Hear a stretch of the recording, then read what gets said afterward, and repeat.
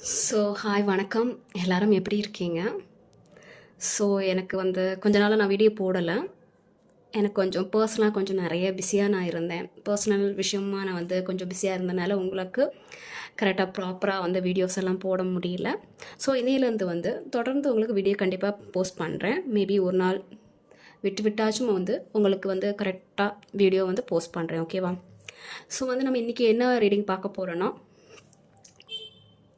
உங்கள் பர்சன் உங்கள் மேலே என்ன மாதிரியான ஒரு ஃபீலிங்கில் இருக்காங்க, உங்ககிட்ட கரெக்டாக ப்ராப்பராக கம்யூனிகேட் பண்ணலைன்னா எதுக்கு, அதோட ரீசன் என்ன, ஏன் உங்ககிட்ட கரெக்டாக பேச மாட்டேங்கிறாங்க, ஆன் அண்ட் ஆஃப்லேயே இருக்குது, ப்ராப்பராக உங்ககிட்ட பேச மாட்டேங்கிறாங்க அப்படின்னு சொல்லி இந்த ரீடிங்கில் பார்க்கலாம். அண்ட் பாசிட்டிவாக ஏதாவது அவுட்கம் வர்றதுக்கான வாய்ப்பு இருக்குது. அதாவது உங்கள் பர்சன் உங்ககிட்ட பேசுகிறதுக்கான ஏதாவது வாய்ப்பு இருக்குதா, மறுபடியும் கம்யூனிகேட் பண்ணலாமா, ஏதாவது பாசிட்டிவ் சேஞ்சஸ் வருதா அப்படின்னு சொல்லி இந்த ரீடிங்கில் பார்க்கலாம். ஓகேவா? நான் 2 பைல் வச்சுருக்கேன், பைல் 1 அண்ட் பைல் 2. உங்கள் பர்சனை நினச்சிட்டு கண்ணை மூடி இந்த 2 பைலில் ஏதாவது ஒரு பைலை நீங்கள் செலக்ட் பண்ணுங்கள். ஓகே, உங்கள் பர்சனை நினச்சிக்கோங்க, நல்லா ப்ரீத் இன் ப்ரீத் அவுட் பண்ணிக்கோங்க. இந்த 2 பைலில் ஏதாவது ஒரு பைலை நீங்கள் செலக்ட் பண்ணிக்கோங்க. ஓகே,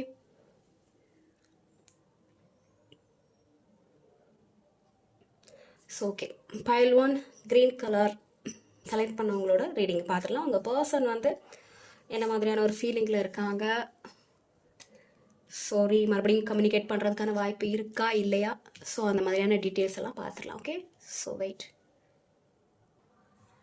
உங்கள் பர்சனுக்கு உங்கள் மேலே என்ன மாதிரியான ஒரு ஃபீலிங் இருக்குன்னா, சம்திங் அவங்க கொஞ்சம் அவங்க ஃபோக்கஸ் வேறு எதுலேயோ போடுற மாதிரி தெரியுது.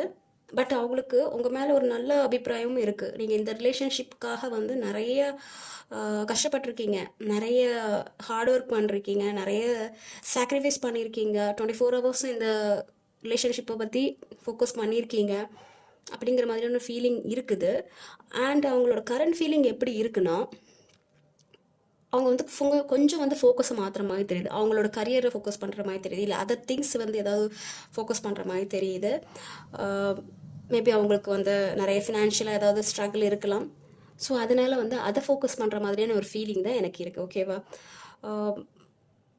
மேபி உங்கள் கூட ஒர்க் பண்ணணும்னு கூட அவங்க நினச்சிருந்துருக்கலாம், உங்கள் கூட சேர்ந்து ஒர்க் பண்ணலாம், இல்லை நீங்கள் 2 பேரும் ஒர்க் பண்ண இடத்துல நீங்கள் 2 பேரும் பேசியிருந்திருக்கலாம். அதாவது அதான் உங்கள் ஃபஸ்ட்டு மீட்டாக இருந்திருக்கும், நீங்கள் ஒர்க் பண்ணுற இடத்துல தான் நீங்கள் உங்கள் பர்சனை பார்த்துருந்துருக்கலாம். அந்த மாதிரியான ஒரு எனர்ஜியும் தெரியுது.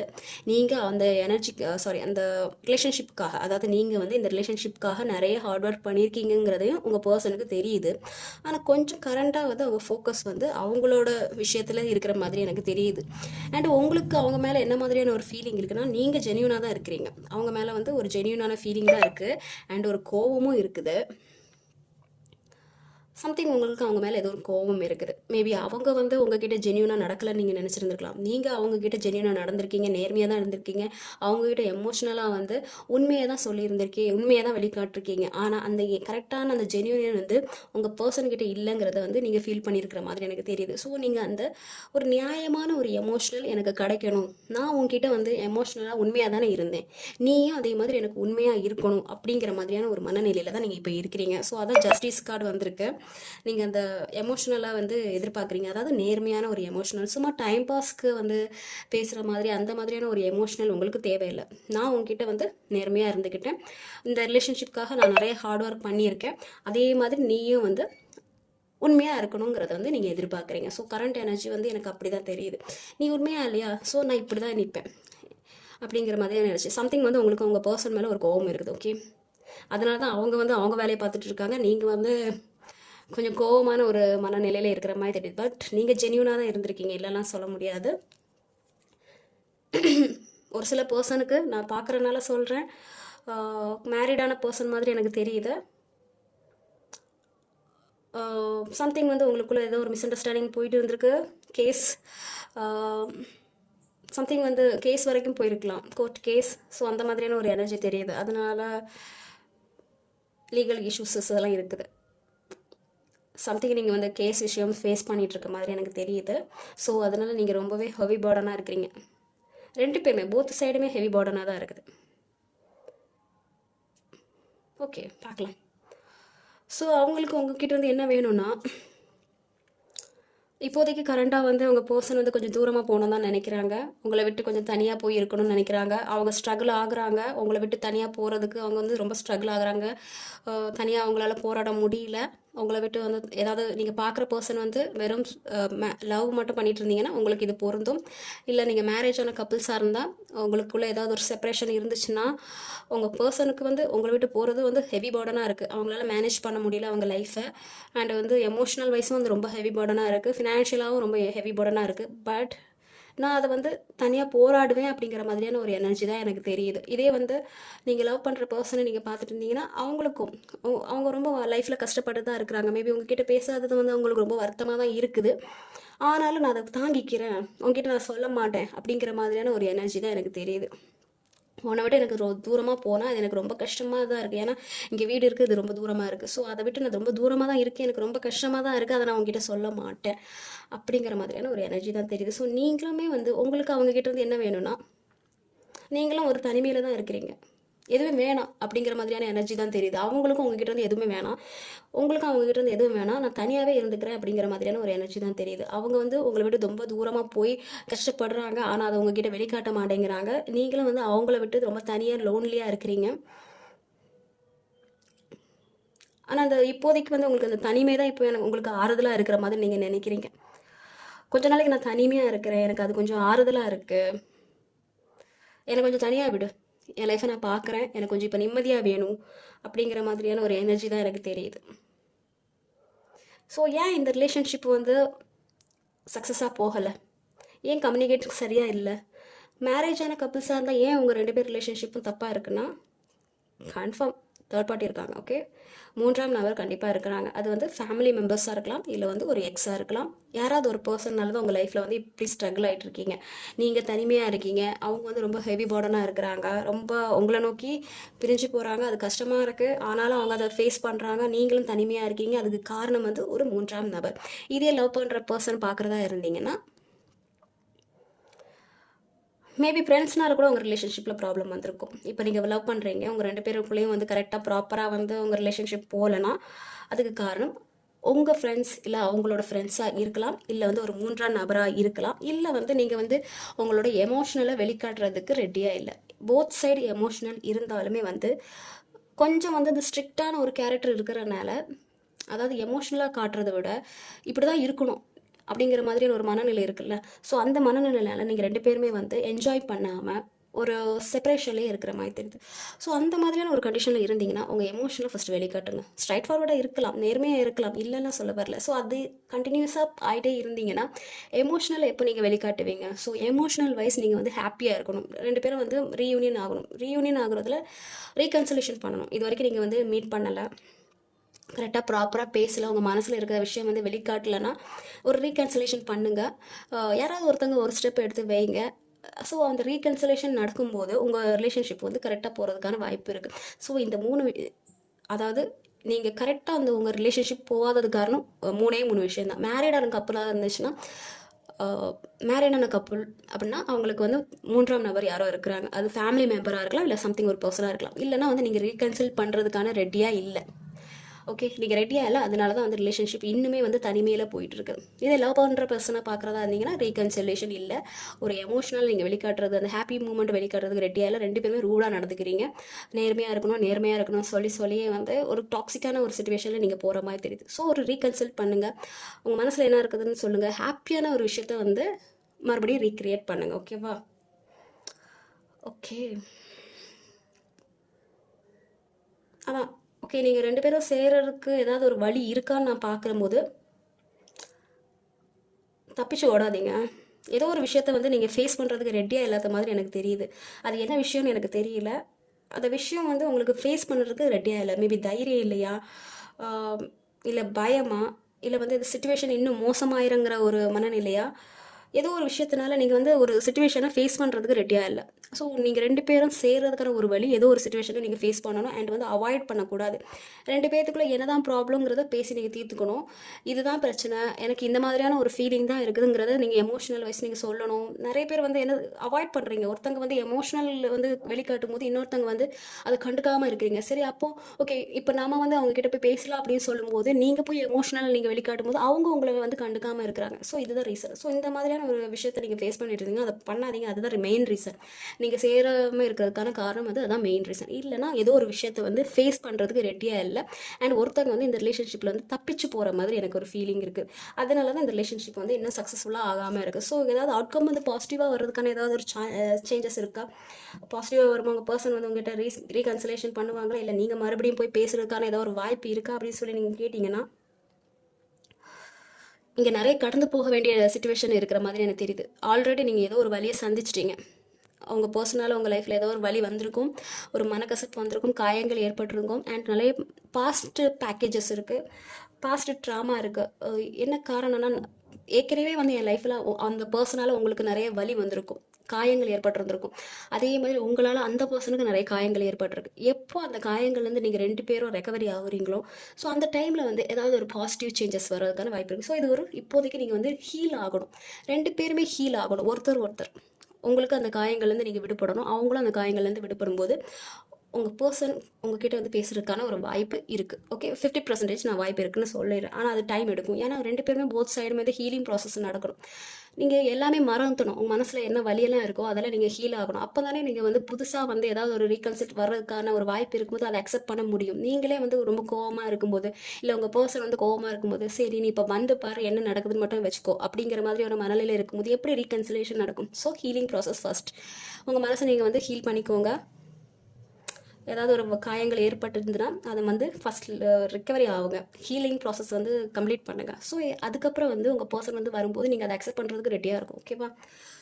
நீங்களே வந்து ஃபுல் பேக்கேஜோடு இருக்கும்போது ஓகே வா நான் வச்சு செய்கிறேன் அப்படிங்கிற மாதிரியான ஒரு மனநிலையில் இருக்கும்போது எப்படி வந்து பாசிட்டிவ் சேஞ்சஸ் வரும்? Okay, so first healing process. So அதன் பிறகு தான் வந்து ஏதாவது ஒரு பாசிட்டிவ் சேஞ்சஸ் வர்றதுக்கான வாய்ப்பு இருக்குது. இப்போதைக்கு உங்கள் பர்சன் வந்து அவங்க வேலையை பார்க்குறாங்க, நீங்கள் வந்து ஏதோ கோவத்தில் இருக்கிற மாதிரி தெரியுது. ஓகே, தனிமை தான் இங்கே அதிகமாக நான் பார்க்குறேன். தனிமையில் ரொம்ப ஹெவி பேர்டனாக தான் இருக்குது. ஆனாலும் நான் வந்து பேச மாட்டேன் அப்படிங்கிற மாதிரியான ஒரு எனர்ஜி தான் இருக்குது. ஓகே, ஸோ ஃபஸ்ட் அந்த ஹீலிங் ப்ராசஸ் முடியட்டும். அப்புறம் வந்து எல்லாமே ப்ராப்பராக போகிறதுக்குன்னு வழி இருக்குது. ஓகே, ஒரு சில பர்சனுக்கு தான் சொல்கிறேன், எல்லாத்துக்கும் நான் சொல்லலை. ஏன்னா ஒவ்வொரு லைஃப்லேயும் வேறு மாதிரியான ஒரு சுச்சுவேஷன் இருக்குது. எல்லாருக்கும் பாசிட்டிவாக அமையும் நான் சொல்ல வரல. ஒரு சிலருக்கு வந்து நீங்கள் ஹீலிங் ப்ராசஸ் முடிச்சோன்னே ஏதாவது பாசிட்டிவ் சேஞ்சஸ் வர்றதுக்கான ஒரு வாய்ப்பு இருக்குது. ஓகே, ஸோ பைல் 1 உங்களுக்கான ரீடிங் இது தான். பைல் 2க்கு போயிடலாம். ஓகே, அடுத்தது நெக்ஸ்ட் பைல் 2.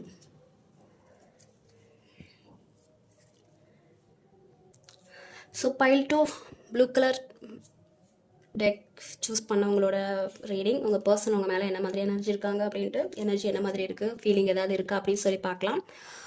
ஸோ பைல் 1க்கும் வந்து கொஞ்சம் ரீடிங் வந்து ஒரு மாதிரியாக தான் இருந்து, பைல் 2க்குமே வந்து கிட்டத்தட்ட அப்படி தான் இருக்குது. பட் சம்திங் வந்து கொஞ்சம் சேஞ்சாக இருக்குது. ஓகேவா? கொஞ்சம் சேஞ்சிங் இருக்குது. அந்த எனர்ஜிக்கும் இந்த எனர்ஜிக்கும் கொஞ்சம் சேஞ்சிங் இருக்குது. ஓகே, ஸோ பார்க்கலாம் உங்கள் பர்சன் வந்து உங்கள் மேலே என்ன மாதிரியான ஃபீலிங்கில் இருக்காங்க.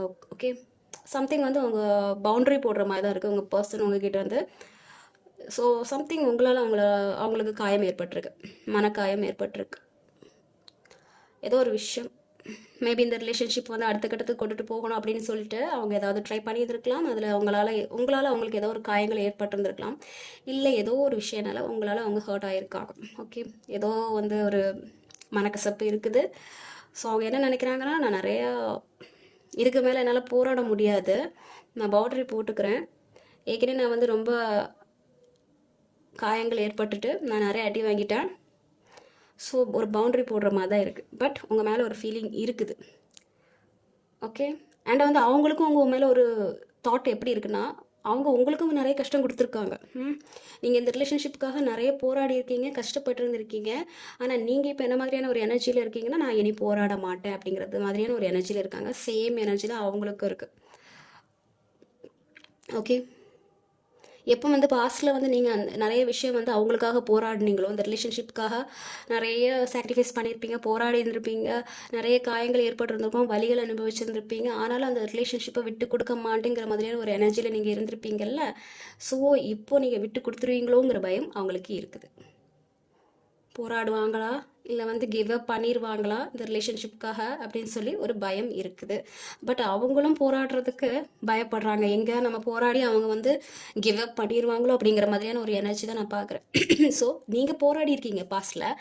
ஸோ இப்போ மறுபடியும் அந்த பர்சனுக்காக நீங்கள் போராடுவீங்களா, மறுபடியும் ஃபைட் பண்ணுவீங்களா, இந்த ரிலேஷன்ஷிப்க்கு அடுத்த கட்டத்துக்கு எடுத்துகிட்டு போகிறதுக்கு நீங்கள் ஏதாவது ட்ரை பண்ணுவீங்களா அப்படிங்கிற மாதிரியான ஒரு ஃபீலிங் தான் எனக்கு இருக்குது.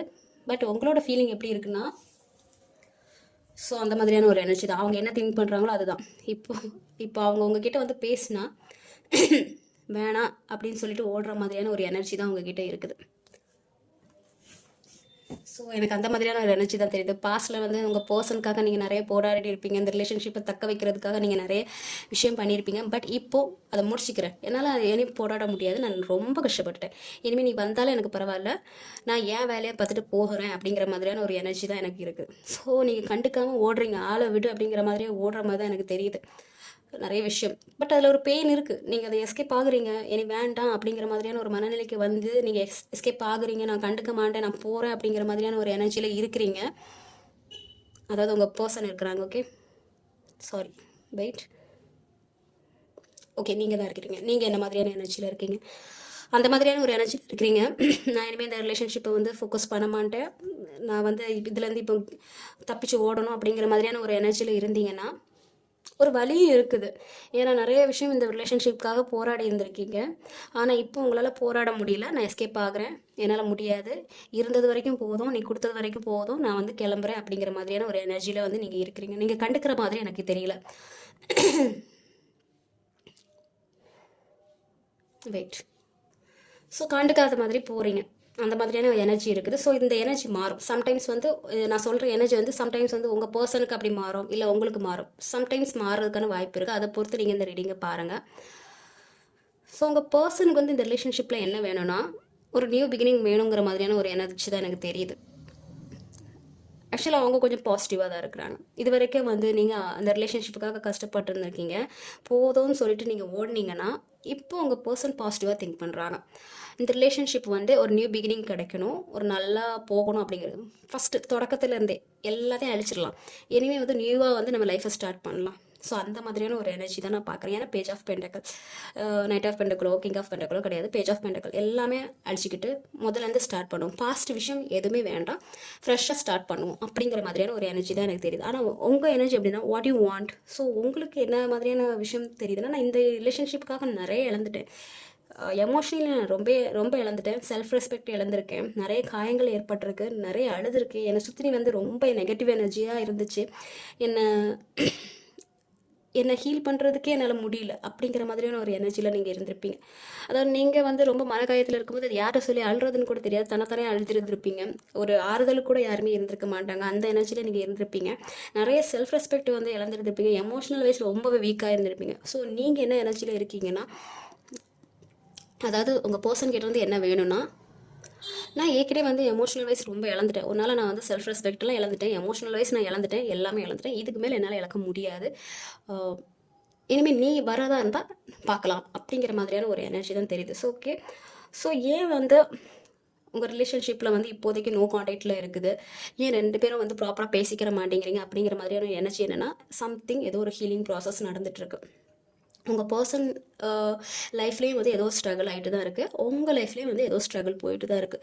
மேபி நீங்கள் திங்க் பண்ணலாம், என் லைஃப்பில் மட்டும்தான் வந்து ஸ்ட்ரகிள் போயிட்டுருக்கு, நான் மட்டும்தான் எனக்கு இவ்வளோ கஷ்டத்தை அனுபவிக்கிறேன், ஏன்டா கடவுள் எனக்கு இப்படி ஒரு கஷ்டத்தை கொடுக்குறாங்க அப்படிங்கிற மாதிரி நீங்கள் யோசிச்சுருந்துருக்கலாம். பட் சேம் சுச்சுவேஷன் தான் உங்கள் பர்சன் லைஃப்லேயும் போயிட்டுருக்கு. அவங்களும் வந்து ஏதோ ஒரு ஹீலிங் ப்ராசஸில் இருக்கிற மாதிரி தான் தெரியுது. மேபி போத் சைடும் வந்து ஒருத்தர்னால காயப்பட்டிருந்துருப்பீங்க. ஸோ இப்போது ஹீலிங் ப்ராசஸ் நடந்திருக்கு, எனக்கு இப்போ நிம்மதி வேணும் அப்படிங்கிற மாதிரியான ஒரு மனநிலையில் இருக்கிறீங்க.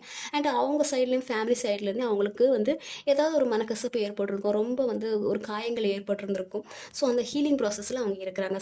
ஒரு சில விஷயம் என்னென்னா, உங்கள் பர்சனுக்கு மேபி ஒரு ஹெல்த் இஷ்யூஸ் இருக்கலாம், இல்லை உங்களுக்கு ஒரு ஹெல்த் இஷ்யூஸ் இருக்கலாம். ஸோ இல்லை அவங்க ஃபேமிலி உள்ளவங்களுக்கு ஏதாவது ஒரு ஹெல்த் இஷ்யூஸ் இருக்கலாம். ஸோ அதனால இப்போதைக்கு நோ காண்டாக்டில் இருக்கிற மாதிரி எனக்கு தெரியுது. ஓகேவா? ஸோ இதுதான் ரீசன். அவங்க லைஃப்லையும் ஏதோ ஒரு கஷ்டம் போயிட்டு இருக்கு, உங்கள் லைஃப்லையும் ஏதோ ஒரு கஷ்டங்கள் போயிட்டு இருக்கு. சம்திங் வந்து யாருக்கும் வந்து ஹெல்த் இஷ்யூஸ் இருக்குது. இதுதான் வந்து ரீசன். ஒரு பேசாமல் இருக்கிறதுக்கான காரணம், அவாய்ட் பண்ணுறதுக்கான காரணம், ப்ராப்பராக எந்த கம்யூனிகேட்டிங் பண்ணுறதுக்கான காரணம், ஒரு ஆன் அண்ட் ஆஃப்லேயே இருக்கிறது. ஸோ அதுக்கான ரீசன் வந்து இதுதான். ஓகேவா? ஏதோ சம்திங் ஒரு சிச்சுவேஷன் போயிட்டு இருக்குது. அது என்னன்னு வந்து உங்கள் பர்சன் சொன்னால் தான் தெரியும். ஸோ அவங்க லைஃப்லேயும் ஏதோ சம்திங் வந்து ஒரு ஸ்ட்ரகிள் போயிட்டு தான் இருக்குது. இல்லைலாம் சொல்ல முடியாது. ஓகேவா? ஸோ இந்த ரிலேஷன்ஷிப் வந்து சக்ஸஸாக போகணும்னா என்ன பண்ணலான்னா, நிறைய விஷயம் போராட வேண்டியது இருக்கும். ஓகேவா? நிறைய போராட வேண்டியது இருக்கும். மேபி ஃபேமிலி வைஸ் வந்து போராட வேண்டியது இருக்கும்னு நினைக்கிறேன். மேபி போத் சைடும் வந்து ஏதாவது ஒரு இஷ்யூஸ் இருக்கலாம். உங்கள் ரிலேஷன்ஷிப் வந்து அந்த பர்சன் ஃபேமிலி உள்ளவங்களுக்கு பிடிச்சிருக்காது, அதாவது அவங்க அம்மா அப்பாவுக்கு பிடிச்சிருந்துருக்காது. அந்த பர்சனுக்கு வந்து உங்கள் ஃபேமிலி உள்ளவங்களை பிடிச்சிருந்துருக்காது, அந்த பர்சன் வந்து உங்கள் ஃபேமிலி உள்ளவங்களுக்கு பிடிச்சிருந்துருக்காது. ஸோ இந்த மாதிரி ஒரு சிச்சுவேஷன் இருந்துட்டு இருந்துன்னா, நீங்கள் வந்து எல்லாத்தையும் எதிர்த்து போராடுற மாதிரி இருக்கும். இவ்வளோ சிச்சுவேஷன் போயிட்டு இருந்திருக்கு. ஸோ எல்லாத்தையும் எதிர்த்து நீங்கள் போராடுற மாதிரி இருக்கும். ஓகே, என்ன நடந்தாலும் பரவாயில்ல, நான் இந்த ரிலேஷன்ஷிப்புக்காக வந்து நான் போராடுறேன், எல்லாமே வந்து எனக்கு கரெக்டாக ப்ராப்பராக அமையணும் அப்படிங்கிற மாதிரியான ஒரு சிச்சுவேஷனுக்கு நீங்கள் எப்போ, ஒரு மனநிலைக்கு நீங்கள் எப்போ வரீங்களோ அப்போ இந்த சிச்சுவேஷன் வந்து சரியாகிற மாதிரி தெரியுது. நீங்கள் போராடணும். ஓகேவா? எல்லாத்துக்காகவும் நீங்கள் வந்து தனியாக இறங்கி போராடுற மாதிரி தெரியும். அவங்க ஃபேமிலிக்காக அவங்க ஃபேமிலி உள்ளவங்க எதிர்த்து நின்று அவங்க தனியாக போராட வேண்டியது வரும். உங்கள் ஃபேமிலி உள்ளவங்க தனியாக எதிர்த்து போராடினா நீங்கள் வந்து எதிர்த்து போராடுற மாதிரி இருக்கும். ஸோ இது வந்து ஒரு சிச்சுவேஷன். சரி, இப்போ 2 பேத்துக்கும் வந்து ப்ராப்பராக வந்து கம்யூனிகேட் பண்ணலை, நீங்கள் வந்து இறங்கி இறங்கி பேசிகிட்டே இருக்கிறீங்க, அவங்க வந்து பேச மாட்டீங்கன்னா, இந்த ரிலேஷன்ஷிப் சக்ஸஸாக போகணும்னா இன்னொரு காரணம் என்னென்னா, அதான் இன்னொரு வழி என்னென்னா, நீங்கள் பவுண்டரி போட்டுறணும். இனிமேல் இறங்கி போய் பேசக்கூடாது. ஸோ அதையே நான் பார்க்குறேன். அதை தான் நான் சொல்கிறேன். நீங்கள் பவுண்டரி போட்டுருங்க. சும்மா இறங்கி போய் பேசாதீங்க. பவுண்டரி போட்டுக்கோங்க. உங்களோட லைஃப்பை பாருங்கள். அந்த பர்சன் வந்து ரிட்டர்ன் வந்து உங்ககிட்ட பேசினா மட்டும் நீங்கள் வந்து பேசுங்க. ஓகேவா? ஸோ இதுதான் ரீசன். உங்கள் ரிலேஷன்ஷிப் சக்ஸஸாக போகணும்னா ஒன்று வந்து இறங்கி வேலை செய்யணும். அதாவது எந்த பிரச்சனை வந்தாலும் நான் போராடுறதுக்கு தயாராக இருக்கேன் அப்படிங்கிற மாதிரியான ஒரு கட்ஸோன்னு நீங்கள் போராடுறதுக்கு ரெடி ஆகணும். இல்லை உங்கள் பர்சன் வந்து அப்பப்போ வந்து மிக்சடு சிக்னல் கொடுக்குறாங்க, ஒரு நாள் வந்து லவ் பண்ணுறேங்கிறாங்க, இன்னொரு நாள் லவ் பண்ணலைங்கிறாங்கன்னு சொன்னால் நீங்கள் பவுண்டரி போட்டுறணும். ஓகே, உங்களுக்குன்னு வர சுற்றி ஒரு பவுண்டரி போட்டுருங்க. உங்கள் வேலையை நீங்கள் பாருங்கள். அந்த பர்சன் வந்து நெக்ஸ்ட் ஸ்டெப் எடுத்து வச்சால் மட்டும்தான் நீங்கள் வந்து போகணும். ஓகேவா? ஸோ உங்கள் ரிலேஷன்ஷிப் சக்ஸஸாக போகணும்னா இதுதான் ஒரு வழி. நீங்கள் அதே மாரி நீங்கள் மறுபடியும் வந்து அவங்கக்கிட்ட போய் பேசும்போது உங்களுக்கு தான் வந்து ரொம்ப ஹர்ட் ஆகும். ஸோ யாரும் ரொம்ப ஹர்ட் ஆகிருக்காங்க, ரொம்ப அடி வாங்கியிருக்காங்க, அது நீங்களாக இருக்கலாம், இல்லை உங்கள் பர்சனாக இருக்கலாம். இந்த ரிலேஷன்ஷிப்புக்காக ரொம்ப போராடி முடியாத பட்சத்தில் தான் வந்து கிவ் அப் பண்ணிடலாமாங்கிற மாதிரியான ஒரு மனநிலை இருக்காங்க. கிவ் அப் பண்ணாதீங்க, ஒரு பவுண்ட்ரி போட்டுருங்க. ஓகேவா? ஏன்னா ஒரு சைடு மட்டும் வந்து நீங்கள் ஓவராக வந்து எஃபெக்ட் போடுறது கரெக்டாக இருக்காது. 2 சைட்லேயும் வந்து எஃபெக்ட் போடணும். ஸோ ஒரு பவுண்டரி போட்டுருங்க. நான் என்னால் எவ்வளோ முடியுமோ அவ்வளோ நான் பண்ணிட்டேன், இதுக்கு மேலே வந்து என்னால் போராட முடியாது. உன் சைட்லேருந்து நீ ஏதாவது ஒரு எஃபெக்ட் போடு, நான் வந்து நெக்ஸ்ட்டு வந்து நான் யோசிக்கிறேன். ஓகே, இந்த ரிலேஷன்ஷிப்காக எதாவது பண்ணலாமா வேண்டாமாங்கிற மாதிரியான யோசிக்கிறேன் அப்படிங்கிறத ஒரு முடிவு பண்ணிக்கோங்க. ஸோ இந்த ரிலேஷன்ஷிப் வந்து சக்ஸஸாக போகுமா, ஏதாவது உங்கள் பர்சன் வந்து பேசுகிறதுக்கான ஒரு வாய்ப்பு இருக்கா அப்படின்னு சொல்லி நீங்கள் கேட்டிங்கன்னா, பர்சன் வந்து கொஞ்சம் ஈகோ பர்சனாக தான் இருக்காங்க. ஓகேவா? கொஞ்சம் ஈகோயிஸ்ட் பர்சனாக இருக்காங்க, எமோஷனல் ஹைட் பண்ணுற மாதிரியான ஒரு பர்சனாக தான் இருக்கிறாங்க. பட் இருந்தாலும் ஃபேமிலி சப்போர்ட் இருந்துச்சுன்னா, உங்கள் ஃபேமிலியில் ஒத்துக்கிட்டாலோ இல்லை அவங்க ஃபேமிலி ஒத்துக்கிட்டா அவங்க வந்து நெக்ஸ்ட் ஸ்டெப் எடுத்து வைக்கிறதுக்கான ஒரு வழி இருக்குது. ஓகே, ஈகோ பர்சனலாக இருந்தாலும் சம்திங் வந்து ஒரு பெரிய ஆளை வச்சு உங்ககிட்ட வந்து பேசுகிறதுக்கான ஒரு வழி இருக்குது.